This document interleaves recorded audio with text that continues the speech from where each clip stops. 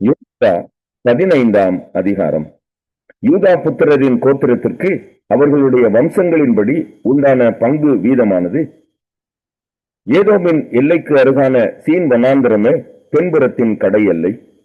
தென்புறமான அவர்களுடைய எல்லை உப்புக்கடலின் கடைசியில் தெற்கு முகமாயிருக்கிற முனை துவக்கி தென்புறத்தில் இருக்கிற அக்ராபியமின் மேடுகளுக்கும் அங்கே இருந்து சீனுக்கும் போய் தெற்கே இருக்கிற காதேஸ் பர்னேயாவுக்கு ஏறி எஸ்ரோனை கடந்து ஆதாருக்கு ஏறி தர்காவை சுற்றி போய் அஸ்மோனுக்கும் அங்கே இருந்து எகிப்தின் ஆற்றுக்கும் சென்று கடல் மட்டும் போய் முடியும். இதுவே உங்களுக்கு தென்புறமான எல்லையாயிருக்கும் என்றான். கீழ்ப்புறமான எல்லை யோர்தான் முகத்துவாரம் மட்டும் இருக்கிற உப்புக்கடல். வடபுறமான எல்லை யோர்தானுக்கு முகத்துவாரமாய் இருக்கிற கடலின் முனை துவக்கி பெத் எக்லாவுக்கு ஏறி வடக்கே இருக்கிற பெத் அரபாவை கடந்து ரூபனின் குமாரனாகிய போகனின் கல்லுக்கு ஏறி போய் அப்புறம் ஆகோர் பள்ளத்தாக்கை விட்டு தெபீருக்கு ஏறி வடக்கே ஆற்றின் தென்புறமான அதும் மீனின் மேட்டுக்கு முன்பாக இருக்கிற கில்காலுக்கு நேராகவும் அங்கே இருந்து என்சேமேசின் தண்ணீரிடத்துக்கும் போய் ரொஹீலின் கிணற்றுக்கு சென்று அப்புறம் எபூசியர் குடியிருக்கிற எருசலேமுக்கு தென்புறமாய் இன்னோமுடைய குமாரனின் பள்ளத்தாக்கை கடந்து வடக்கே இருக்கிற ராட்சதருடைய பள்ளத்தாக்கின் கடைசியில் மேற்காக இன்னும் பள்ளத்தாக்கின் முன் இருக்கிற மலையின் சிகரம் மட்டும் ஏறிப்போய் அந்த மலையின் சிகரத்தில் இருந்து மெத்தோவாவின் நீரூற்றுக்கு போய் எப்பெரோன் மலையின் பட்டணங்களுக்கு சென்று கீரியாத் எயாரீமாகிய பாலாவுக்கு போய் பாலாவிலிருந்து மேற்கே சேயீர் மலைக்கு திரும்பி வடக்கே இருக்கிற கெசலானாகிய எயாரின் மலைக்கு பக்கமாக போய் பெத்சிமேசுக்கு இறங்கி திம்னாவுக்கு போய் அப்புறம் வடக்கே இருக்கிற எக்ரோனுக்கு பக்கமாய் சென்று சிக்ரோனுக்கு ஓடி பாலா மலையை கடந்து யாப்னியேலுக்கு சென்று கடலிலே முடியும். மேற்புறமான எல்லை பெரிய சமுத்திரமே. இது யூதா புத்திரருக்கு அவர்களுடைய வம்சங்களின்படி சுற்றிலும் இருக்கும் எல்லை. எப்புனேயின் குமாரனாகிய காலேபுக்கு யோசுவா கர்த்தர் தனக்கு கட்டளையிட்டபடி ஏனாக்கின் தகப்பனாகிய அர்பாவின் பட்டணமான எபிரோனை யூதா புத்திரரின் நடுவே பங்காக கொடுத்தான். அங்கே இருந்த கேசாய், அகீமான், தல்மாய் என்னும் ஏனாக்கின் 3 குமாரரையும் காலேப் துரத்திவிட்டு அங்கே இருந்து தெபீரின் குடிகளிடத்திற்கு போனான். முற்காலத்திலே தெபீரின் பேர் கீரியாத் செப்பேர். கீரியாத் செப்பேரை சங்காரம் பண்ணி பிடிக்கிறவனுக்கு என் குமாரத்தியாகிய அக்சாலை விவாகம் பண்ணி கொடுப்பேன் என்று காலேப் சொன்னான். அப்பொழுது காலேபின் சகோதரனாகிய கேனாசின் மகன் ஒத்னியேல் அதை பிடித்தான். ஆகையால் தன் குமாரத்தி அக்சாலை அவனுக்கு விவாகம் பண்ணி கொடுத்தான். அவள் புறப்படுகையில் தன் தகப்பனிடத்தில் ஒரு வயல்வெளியை கேட்க வேண்டும் என்று அவனிடத்தில் உத்தரவு பெற்றுக்கொண்டு கழுதையின் மேலிருந்து இறங்கினாள். காலேப் பார்த்து, உனக்கு என்ன வேண்டும் என்றான். அப்பொழுது அவள், எனக்கு ஒரு ஆசீர்வாதம் தர வேண்டும், எனக்கு வறட்சியான நிலத்தை தந்தீர், நீர் பாய்ச்சலான நிலத்தையும் எனக்கு தர வேண்டும் என்றாள். அப்பொழுது அவளுக்கு மேற்புறத்திலும் கீழ்ப்புறத்திலும் நீர் பாய்ச்சலான நிலங்களை கொடுத்தான். யூதா புத்திரருக்கு அவர்களுடைய வம்சங்களின்படி உண்டான சுதந்திரம் என்னவென்றால், கடையாந்திர தென்புறமான ஏதோமின் எல்லைக்கு நேராய் யூதா புத்திரரின் கோத்திரத்திற்கு கிடைத்த பட்டணங்களாவன கத்செயேல், ஏதேர், யாகூர், கீனா, திமோனா, அதாதா, கேதேஸ், ஆத்சோர், இத்னான், சீப், தேலேம், பெயாலோத், ஆத்சோர், அதாத்தா, கீரியோத், எஸ்ரோன் என்னும் ஆத்சோர், ஆமாம், தேமா, மொலாதா, ஆத்தார் காதா, எஸ்மோன், பெத் பாலேத், ஆத்தார் துவால், பெயர் செபா, பிஸ்யோத்தியா, பாலா, ஈயிம், ஆத்தேன், எல் தோலாத், கெசில், ஒர்மா, சிக்லாக், மக்மன்னா, சன்சன்னா, லெபாயோத், சில்லிம், ஆயின், ரிம்போன் என்பவைகள். எல்லா பட்டணங்களும் அவைகளுடைய கிராமங்களும் உட்பட 29.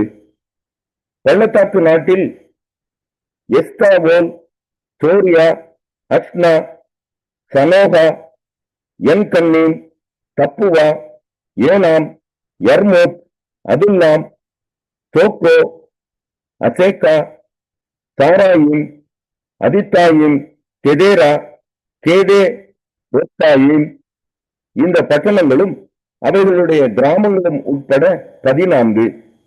சேனான், அதாசா, மிக்தால் காத், துலியான், மிஸ்பே, யோக்தேயேல், லாகீஸ், போஸ்காத், எட்லோன், தம்போன், லகமாம், கித்லீஸ், கெதெரோத், பெத்தாகோன், நாகமா, மக்கேதா. இந்த பட்டணங்களும் அவைகளுடைய கிராமங்களும் உட்பட 16. லிப்னா, ஏத்தேர், அப்தான், இப்தா, இப்னா, நெத்சீப், கேகிலா, அக்சீப், மரேஷா. இந்த பட்டணங்களும் அவைகளுடைய கிராமங்களும் உட்பட 9. எக்ரோனும் அதன் வெளிநிலங்களும் கிராமங்களும், எக்ரோன் துவக்கி சமுத்திரம் மட்டும் அஸ்தோத்தின் புறத்தில் இருக்கிற சகல ஊர்களும் அவைகளின் கிராமங்களும், அஸ்தோத்தும் அதன் வெளிநிலங்களும் கிராமங்களும், காசாவும் எகிப்தின் நதி மட்டும் இருக்கிற அதன் வெளிநிலங்களும் கிராமங்களுமே. பெரிய சமுத்திரமே எல்லை. மலைகளில் சாமீர், யாத்தீர், தோக்கோ, கன்னா, தெபீர் எனப்பட்ட கீரியாத் சன்னா, ஆனா, எஸ்தேமோ, ஆனி, யோசன், ஊரோன், கிலோ. இந்த பட்டணங்களும் அவைகளுடைய கிராமங்களும் உட்பட 11. அராப், தூமா, இசியான், யானும், பெத்தப்புவா, ஆப்பெக்கா, உந்தா, எபிரோன் ஆகிய கீரியாத் அர்பா, சீயோர். இந்த பட்டணங்களும் அவைகளுடைய கிராமங்களும் உட்பட 9. மாங்கோன், Carmel, Ziph, Juttah, Jezreel, Jokdeam, Zanoah, Cain, Gibeah, Timnah. இந்த பட்டணங்களும் அவைகளுடைய கிராமங்களும் உட்பட 10. அல்கூல், பெட்சூர், கெதோர், மகாராத், பெதானோத், எல்தெகோன். இந்த பட்டணங்களும் அவைகளுடைய கிராமங்களும் உட்பட 6. கீரியாத் ஏயாராமியாகிய கீரியாத் பாகால், ரபா. இந்த பட்டணங்களும் அவைகளுடைய கிராமங்களும் உட்பட 2. வனாந்தரத்தில் பெத் அரபா, நிப்தீன், செக்காக்கா, நிப்சான், உப்பு பட்டணம், என்கேதி. இந்த பட்டணங்களும் அவைகளுடைய கிராமங்களும் உட்பட 6. எருசலேமிலே குடியிருந்த எபூசியரை யூதா புத்திரர் திரட்டிவிடக் கூடாமற் போயிற்று. ஆகையால் இந்நாள் மட்டும் எபூசியர் யூதா புத்திரர். ஏசாயா 20ஆம் அதிகாரம். கர்தான் அசீரியா ராஜாவாகிய சர்கோனாலே அனுப்பப்பட்டு அஸ்தோத்துக்கு வந்து அஸ்தோத்தின் மேல் யுத்தம் பண்ணி அதை பிடித்த வருஷத்திலே கர்த்தர் ஆமோத்சின் குமாரனாகிய ஏசாயாவை நோக்கி, நீ போய் உன் அறையில் இருக்கிற இரட்டை அவிழ்த்து உன் கால்களில் இருக்கிற பாதரட்சிகளை கலட்டு என்றார். அவன் அப்படியே செய்து வஸ்திரம் இல்லாமலும் வெறும் காலுமாய் நடந்தான். அப்பொழுது கர்த்தர் எகிப்தின் மேலும் எத்தியோப்பியாவின் மேலும் வரும் 3 வருஷத்து காரியங்களுக்கு அடையாளமும் குறிப்புமாக என் ஊழியக்காரனாகிய ஏசாயா வஸ்திரம் இல்லாமலும் வெறும் காலுமாய் நடக்கிறது போல அசீரியா ராஜா தான் சிறைப்பிடிக்க போகிற எகிப்தியரும் தான் குடி இழக்கப் போகிற எத்தியோப்பியருமாகிய இளைஞரையும் கிழவரையும் வஸ்திரமில்லாமலும் வெறும் காலுமாய் எகிப்தியருக்கு வெட்கமுண்டாகும்படி இருப்பிடம் மூடப்படாதவர்களாய் கொண்டு போவான். அப்பொழுது இந்த கடற்கரை குடிகள் தாங்கள் நம்பி இருந்த எத்தியோப்பியாவை குறித்தும் தாங்கள் பெருமை பாராட்டின எகிப்தை குறித்தும் கலங்கி வெட்கி, இதோ அசீரியா ராஜாவின் முகத்துக்கு தப்பும்படிக்கு நாங்கள் நம்பி சகாயத்துக்கென்று ஓடி வந்து அண்டினவன் இப்படி ஆனானே, நாங்கள் எப்படி விடுவிக்கப்படுவோம் என்று அக்கால ஏசாயா 21 அதிகாரம். கடல் வனாந்திரத்தின் பாரம். சுழற்காற்று தென் திசையிலிருந்து எழும்பி கடந்து வருகிறது போல பயங்கரமான தேசமாகிய வனாந்திரத்திலிருந்து அது வருகிறது. கொடிய தரிசனம் எனக்கு தெரிவிக்கப்பட்டது. துரோகி துரோகம் பண்ணி பாழாக்குறவன் பாழாக்கி கொண்டே இருக்கிறான். ஏலாமே எழும்பு, மேதியாவே முற்றுகை போடு, அதனாலே உண்டான தவிப்பை எல்லாம் ஒழிய பண்ணினேன். ஆகையால் என் இடுப்பு மகா வேதனையால் நிறைந்திருக்கிறது. பிள்ளை பெறுகிறவளின் வேதனைகளுக்கு ஒத்த வேதனைகள் என்னை பிடித்தது. கேட்டதினால் உழைவு கொண்டு கண்டதினால் கலங்கினேன். என் இருதயம் திகைத்தது. திகில் என்னை திடுக்கிட பண்ணிற்று. எனக்கு இன்பம் தந்த இரவு பயங்கரமாயிற்று. பந்தியை ஆயத்தப்படுத்துங்கள், ஜாமக்காரரை வையுங்கள், புசியுங்கள், குடியுங்கள், பிரபுக்களை எழுந்து பரிசைகளுக்கு எண்ணெய் பூசுங்கள். ஆண்டவர் என்னை நோக்கி, நீ போய் காண்பதை தெரிவிக்கும்படி ஜாமக்காரனை வை என்றார். அவன் ஒரு ரதத்தையும் ஜோடு ஜோடான குதிரை வீரரையும் ஜோடு ஜோடாக கழுதைகளின் மேலும் ஒற்றகங்களின் மேலும் ஏறி வருகிறவர்களையும் கண்டு மிகுந்த கவனமாய் கவனித்துக் கொண்டே இருந்து, ஆண்டவரே, நான் பகல் முழுவதும் என் காவலிலே நின்று இரா முழுவதும் நான் என் காவல் இடத்திலே தரித்திருக்கிறேன் என்று சிங்கத்தை போல் சத்தமிட்டு கூப்பிடுகிறான். இதோ ஒரு ஜோடு குதிரை போன்ற ரதத்தின் மேல் ஏறி இருக்கிற ஒரு மனுஷன் வருகிறான். பாபிலோன் விழுந்தது விழுந்தது, அதன் விக்கிர தேவர்கள் எல்லாம் தரையோட மோதி உடைத்தார் என்று பிரதியுத்தரம் சொல்லுகிறான். என் போரடிப்பின் தானியமே, என் களத்தின் கோதுமையே, இஸ்ரவேலின் தேவனாகிய சேனைகளின் கர்த்தரால் நான் கேள்விப்பட்டதை உங்களுக்கு அறிவித்தேன். தூமாவின் பாரம். சேயரில் இருந்து என்னை நோக்கி, ஜாமக்காரனே, இரவு எவ்வளவு சென்றது என்று கூப்பிட்டு கேட்க, அதற்கு ஜாமக்காரன், விடியற்காலம் வருகிறது, ராக்காலமும் வருகிறது, நீங்கள் கேட்க மனதானால் திரும்பி வந்து கேளுங்கள் என்று சொல்லுகிறான். அரபியாவின் பாரம். கிதானியராகிய பயண கூட்டங்களே, நீங்கள் அரபியாவின் காடுகளில் ராத்தங்குவீர்கள். தேமா தேசத்தின் குடிகளே, நீங்கள் தாகமாய் இருக்கிறவர்களுக்கு தண்ணீர் கொண்டு போய் தப்பி ஓடுகிறவர்களுக்கு அப்பம் கொடுக்க எதிர்கொண்டு போங்கள். அவர்கள் பட்டயங்களுக்கும் உருவின கட்கத்துக்கும் நாணேற்றின வில்லுக்கும் யுத்தத்தின் கொடுமைக்கும் தப்பி ஓடுகிறார்கள். ஆண்டவர் என்னை நோக்கி, ஒரு கூலிக்காரனுடைய வருஷங்களுக்கு ஒத்த ஒரே வருஷத்திலே கேதாருடைய மகிமையெல்லாம் அற்றுப்போம். கேதார் புத்திரராகிய பராக்கிரம வில் வீரரின் தொகையில் மீதியானவர்கள் கொஞ்ச பேராய் இருப்பார்கள் என்றார். இஸ்ரவேலின் தேவனாகிய அப்போஸ்தலனாகிய பவுல் பிலமோனுக்கு எழுதின நிருபம்.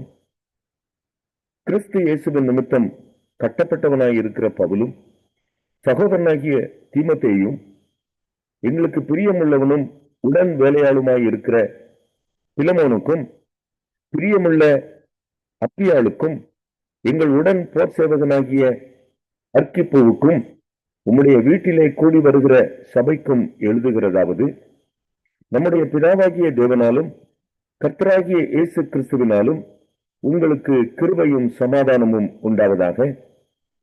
கர்த்தராகிய இயேசுவின் இடத்திலும் எல்லா பரிசுத்தவான்களிடத்திலும் உள்ள உம்முடைய அன்பையும் உம்முடைய விசுவாசத்தையும் நான் கேள்விப்பட்டு என் ஜெபங்களில் உம்மை நினைத்து எப்பொழுதும் என் தேவனுக்கு ஸ்தோத்திரம் செய்து உங்களில் உள்ள சகல நன்மைகளும் தெரியப்படுகிறதினாலே உம்முடைய விசுவாசத்தின் அந்யோன்யம் கிறிஸ்து இயேசுவுக்காக பயன்பட வேண்டும் என்று வேண்டுதல் செய்கிறேன். சகோதரனே, பரிசுத்தவான்களுடைய உள்ளங்கள் உம்மாலே இளைப்பாறினபடியால் உம்முடைய அன்பினாலே மிகுந்த சந்தோஷமும் ஆறுதலும் அடைந்திருக்கிறோம். ஆகையால் பவுலாகிய நான் முதிர் வயதுள்ளவனாகவும் இயேசு கிறிஸ்துவின் நிமித்தம் இப்பொழுது கட்டப்பட்டவனாகவும் இருக்கிறபடியால் நீர் செய்யத்தக்கதை உமக்கு கட்டளையிடும்படிக்கு கிறிஸ்துவுக்குள் நான் துணியத்தக்கவனாய் இருந்தாலும் அப்படி செய்யாமல் அன்பின் நிமித்தம் மன்றாடுகிறேன். என்னவென்றால், கட்டப்பட்டிருக்கையில் நான் பெற்ற என் மகனாகிய ஒனேசிமுக்காக உம்மை மன்றாடுகிறேன். முன்னே அவன் உமக்கு பிரயோஜனம் இல்லாதவன், இப்பொழுதோ உமக்கும் எனக்கும் பிரயோஜனம் உள்ளவன். அவனை நான் உம்மிடத்திற்கு அனுப்புகிறேன். என் உள்ளம் போல் இருக்கிற அவனை நீர் ஏற்றுக்கொள்ளும். சுவிசேஷத்தின் நிமித்தம் கட்டப்பட்டிருக்கிற எனக்கு ஊழியம் செய்யும்படி உமக்கு பதிலாக அவனை என்னிடத்தில் வைத்துக் கொள்ள வேண்டும் என்று இருந்தேன். ஆனாலும் நீர் செய்யும் நன்மையை கட்டாயத்தினால் அல்ல, மனப்பூர்வமாய் செய்யத்தக்கதாக நான் உம்முடைய சம்மதி இல்லாமல் ஒன்றும் செய்ய எனக்கு மனதில்லை. அவன் என்றென்றைக்கும் உம்முடையவனாய் இருக்கும்படிக்கும் இனிமேல் அவன் அடிமையானவனாக அல்ல, அடிமையானவனுக்கு மேலானவனாகவும் பிரியமுள்ள சகோதரனாகவும் இருக்கும்படிக்கும் கொஞ்ச காலம் உம்மை விட்டு பிரிந்து போனானாக்கும். எனக்கு அவன் பிரியமான சகோதரனானால் உமக்கு சரீரத்தின்படியேயும் கர்த்தருக்குள்ளும் எவ்வளவு பிரியமுள்ளவனாய் இருக்க வேண்டும். ஆதலால் நீர் என்னை உம்முடைய ஐக்கியமானவன் என்று எண்ணினால் என்னை ஏற்றுக்கொள்வது போல அவனையும் ஏற்றுக்கொள்ளும். அவன் உமக்கு யாதொரு அநியாயம் செய்ததும் உம்மிடத்தில் கடன் பட்டதும் உண்டானால் அதை என் கணக்கிலே வைத்துக் கொள்ளும். பவுலாகிய நான் இதை என் சொந்த கையாலே எழுதினேன். நான் அதை செலுத்தி தீர்ப்பேன். நீர் உம்மைத்தாமே எனக்கு கடனாக செலுத்த வேண்டும் என்று நான் உமக்கு சொல்ல வேண்டியதில்லையே. ஆம் சகோதரனே, கர்த்தருக்குள் உம்மாலே எனக்கு பிரயோஜனம் உண்டாகட்டும். கர்த்தருக்குள் என் உள்ளத்தை இளைப்பார பண்ணும். நான் சொல்லுகிறதிலும் அதிகமாய் செய்வீர் என்று அறிந்து இதற்கு நீர் இணங்குவீர் என்று நிச்சயித்து உமக்கு எழுதியிருக்கிறேன். மேலும் உங்கள் விண்ணப்பத்தினாலே நான் உங்களுக்கு அங்கீகரிக்கப்படுவேன் என்று நம்பி இருக்கிறபடியால் நான் இருக்கும்படிக்கு ஓரிடத்தை எனக்காக ஆயத்தம் பண்ணும். கிறிஸ்து இயேசுவின் நிமித்தம் என்னோட கூட காவலில் வைக்கப்பட்டிருக்கிற எப்பாப்பிராவும் என் உடன் வேலையாட்களாகிய மார்க்குவும் அரிஸ்தர்க்கும் தேமாவும் லூக்காவும் உமக்கு வாழ்த்துதல் சொல்லுகிறார்கள். நம்முடைய கர்த்தராகிய இயேசு கிறிஸ்துவின் கிருபை உங்கள் ஆவி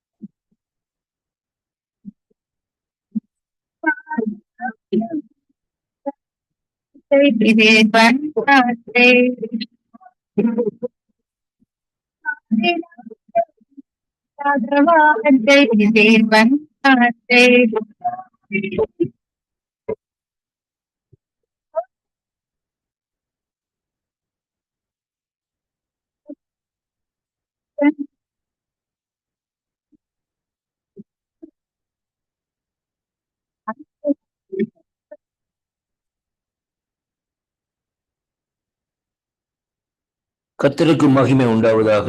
இன்றைய நாளிலும் 28ஆம் தேதி 5வது மாசம் 2025 ஆண்டு இன்றைய நாட்களிலும் ஆண்டவராகிய இயேசு கிறிஸ்துவின் இனிய நாமத்தில் உங்கள் ஒவ்வொருவரையும் நான் வாழ்த்துவதில் நான் மிக்க மகிழ்ச்சி அடைகிறேன். இன்றைய நாட்களிலே வாக்குத்தத்தமாக எடுத்துக்கொண்ட பகுதி, இந்த நாட்களிலே சங்கீத புஸ்தகம் 104வது அதிகாரம் 33வது வசனம், நான் உயிருக்கு மட்டும் என் கர்த்தரை பாடுவேன், நான் உள்ளளவும் என் தேவனை கீர்த்தனம் பண்ணுவேன் என்று கர்த்தருடைய வேதம் இந்த நாட்களில் நமக்கு சொல்லுகிறதை பார்க்கிறோம். அருமை பிள்ளைகளே, நாங்கள் உயிரோடு இருக்கிற வேளையிலே தான் நம்முடைய ஜீவனுள்ள தேவனை துதிக்க முடியும். வேதம் நமக்கு தெளிவாக சொல்லுகிறது, மரித்தோர்கள் அவரை துதிப்பதில்லை, அவர்கள் மௌனத்திலே இந்த நாட்களிலே இறங்கி விடுவார்கள். அதனாலே நம்முடைய சரீரத்திலே பலன் இருக்கிற வேளையிலே, நாங்கள் ஜீவனோடு இருக்கிற வேளையிலே தான் ஆண்டவரை துதிக்க வேண்டும், அவருடைய நாமத்தை இந்த நாட்களிலே பாட வேண்டும் என்பதைத்தான் இந்த வேத பகுதி நமக்கு இந்த நாட்களில் சொல்லுகிறதை பார்க்கிறோம். சங்கீதக்காரனுடைய தாவீதுடைய வாழ்க்கையிலே எப்படியாக அந்த உயர்ச்சிக்கு காரணம் என்னவென்றால், தேவனை அனுதினமும் இந்த நாட்களில் அவர் துதித்தார். இளம் வயதிலே, சிறு வயதிலே ஆடுகளை மேய்த்துக் கொண்டிருந்த வேளையிலும் ஆண்டவரையே நோக்கி இந்த நாட்களிலே அநேக துதிகளை பாடி சங்கீதங்களை இந்த நாட்களிலே அங்கே இந்த நாட்களிலே எழுதினார் என்று சொல்லி அங்கே பார்க்கிறோம் அருமை பிள்ளைகளே. அப்படியானால் பாருங்கள், அந்த கோலியாத்து என்று சொல்லப்படுகிற ராட்சதனை ஒரு பெரிய ஒரு சேனையோடு இருந்த ஒரு தேசத்தை ஆளுகிற சவுலாலே மேற்கொள்ள முடியாமல் இருந்த வேளையிலும், ஆனால் தனி மனுஷனாக இந்த நாட்களில் நின்று, ஒரு இளம் வாலிபனாக நின்று இந்த நாட்களில் என்ன செய்தார்? ஒரு கூழாங்கலினால் அந்த சத்ருவை இந்த நாட்களிலே ஒரு நொடி பொழுதில் இந்த நாட்களிலே தகர்த்தி வீழ்த்தினார் என்று சொல்லி இந்த நாட்களிலே பார்க்கிறோம் அருமை அன்பு பிள்ளைகளே. அது எப்படியானால் அது துதியினுடைய வல்லமை, கர்த்தரை உயர்த்துகிற கர்த்தருடைய வல்லமையினால்தான் இந்த நாட்களிலே அப்படியான காரியங்கள் இந்த நாட்களில் நடக்கிறதை பார்க்கிறோம். வேதத்திலே பாருங்கள், அப்போஸ்தலனாகிய பவுலடிகள், பவுலும் சீலாவும் துதித்தார்கள், சங்கிலிகள் தொழித்தன, கதவுகள் உடைக்கப்பட்டன, திறந்தன, சிறைச்சாலை கைதிகள் இந்த நாட்களில் அங்கே பார்க்கிற வேளையில் அதிர்ந்தார்கள் என்று சொல்லி அங்கே பார்க்கிறோம். அருமை பிள்ளைகளே, கர்த்தரை நாங்கள் உயர்த்தி அவரை பாடி இந்த நாட்களில் நாங்கள் துதிக்கிற வேளையிலே ஒரு வித்தியாசமான காரியத்தை நாங்கள் இருக்கிற இடத்திலே நம்முடைய சூழலில் இந்த நாட்களிலே காணக்கூடியதாக இந்த நாட்களிலே இருக்கும். ஏனென்றால் அவருடைய நாமம் ஒரு மகத்துவம் உள்ள நாமம். வேதம் சொல்லுகிறது, வானலத்தோர் பூதலத்தோர் முழங்கால்கள் யாவும் முடங்கும் நாமமாம். அவருடைய நாமம்தான் ராஜாதி ராஜன், கர்த்தாதி கர்த்தர் என்று சொல்லி இன்றைக்கு நாங்கள் பார்க்கிறோம். அநேக நாமங்களை கொண்ட அந்த ஜீவனுள்ள தேவனை நாங்கள் எப்பொழுதும் இந்த நாட்களை துதிக்கிற வேளையிலே நமக்கு எதிராக வருகிற சத்ருவின் கிரியைகளை, சத்ருவின் காரியங்கள் எல்லாவற்றையும் தகர்த்த அவர் நமக்கு முன்னாலே இந்த நாட்களில் கடந்து செல்லுவார் என்பதைத்தான் இந்த வார்த்தைகளாக இன்றைக்கு நாங்கள் பார்க்கிறோம். அதனாலேதான் இந்த பகுதியிலே பார்க்கிற வேளையிலே முதலாவது அவர் சொல்லுகிறார், எப்படி என்றால், நான் உயிரோடு இருக்க மட்டும் என் கர்த்தரை பாடுவேன். இரண்டாவதாக, நான் என் தேவனை கீர்த்தனம் பண்ணுவேன். ஆம் பிரியமான அன்பு பிள்ளைகளை, நம்மாலே முடிந்த அளவுக்கு நம்முடைய ஆத்மாவை தேவனுடைய சமூகமாக திருப்பி நாமத்தினாலே அந்த ஆத்மா நேசரை இந்த நாட்களில் நாங்கள் மகிமைப்படுத்தி துதிப்போமா இருந்தால், தேவன் நம்முடைய சிறையிருப்பை இந்த நாட்களில் மாற்ற தேவன் வல்லவராயிருக்கிறார். துதிக்கிறவனுடைய குடும்பத்திலே பாருங்கள், சிறையிருப்புகள் நீக்கப்படும், கட்டுக்கள் அவிழ்க்கப்படும், விடுதலை காணக்கூடியதாக இருக்கும். அதனாலே அன்பு பிள்ளைகளே, இந்த ரகசியத்தை அறிந்து கொள்ளுங்கள். தேவனை உயர்த்தி அவருடைய நாமத்தை துதியுங்கள், அவருடைய நாமத்தை பிரஸ்தாபப்படுத்துங்கள். அப்போது உங்களுடைய கட்டுக்கள் அவிழ்க்கப்பட்டு, நோக்கம் இணைக்கப்பட்டு, இந்த வாழ்க்கையை இந்த பூமியில வாழ இந்த நாட்களை தேவன் இந்த கிருபையை செய்வார். அதனால இந்த வாக்குத்தத்தங்களை கேட்கிற ஒவ்வொரு பிள்ளைகளுடைய ஆண்டவர் தேவனுடைய துதியின் சத்தம் துணுக்கும்படியாக ஆண்டவர் இந்த நாட்களில் அற்புதங்களை செய்வார். இந்த வாக்குத்தத்தங்களை விசுவாசியுங்கள், தேவனிடத்திலே திரும்புங்கள், அவருடைய நாமத்தை மகிமைப்படுத்தி உயர்த்தி இந்த நாட்களை துதியுங்கள். அப்பொழுது இந்த நாட்களை நீங்கள் இந்த பூமியிலே அங்கே வாடுகிற நாட்கள்லாம் ஒரு மகிழ்ச்சியும் சந்தோஷத்தினாலும் தேவன் நிரப்பி உங்களை வழிநடத்த வல்லவராயிருக்கிறார். கர்த்தர் தாமே உங்களை ஆசீர்வதிப்பாராக என்று ஆண்டவராகிய இயேசு கிறிஸ்துவின் நாமத்திலே இந்த நாட்களிலே வாழ்த்தி ஆசீர்வதிக்கிறேன். கர்த்தருக்கே மகிமையும் கனமும் துதியும் புகழும் உண்டாவதாக. துதிக்கிறவன் கர்த்தரை மகிமைப்படுத்துகிறான். கர்த்தர் அவனோடு கூட இருப்பார். ஆமென்.